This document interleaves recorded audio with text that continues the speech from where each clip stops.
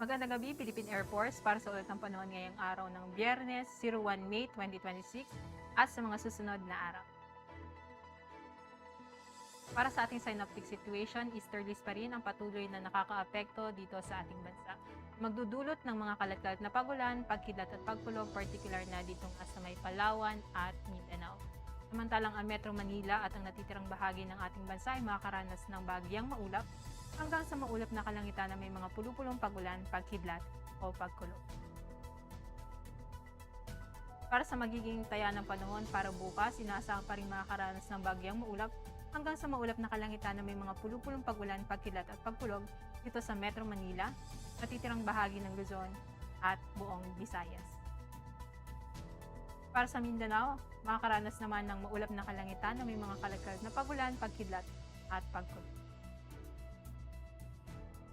Para sa magiging lagay at taya ng panahon sa mga susunod na araw, simula nga Linggo hanggang Martes, ang Metro Manila, Cavite, Lipa, at Angeles ay makakaranas ng bagyang maulap hanggang sa maulap na kalangitan na may mga pulupulong pag-ulan, pagkidlat o pagkulog.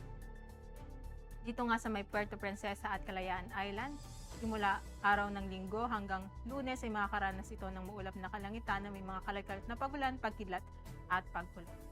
At samantalang pagdating naman ng Martes, ito ay makakaranas ng bagyang maulap hanggang sa maulap na kalangitan na may mga pulupulong pagulan, pagkidlat o pagkulog.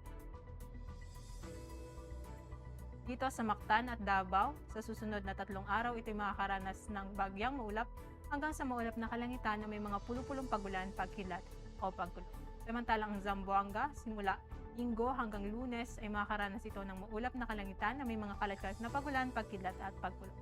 At pagdating nga ng Martes, ito ay makakaranas na ng bagyang maulap hanggang sa maulap na kalangitan na may mga pulupulong pagulan, pagkidlat o pagkulog. Ang haring araw ay lulubog mamayang 18:13 at inaasahan sisikat bukas sa ganap na 05:33. Para sa ating moon illumination, meron tayong 100% full moon. Para manatiling updated sa lagay at taya ng panahon, i-follow lamang Air Force Weather Center sa aming mga official social media.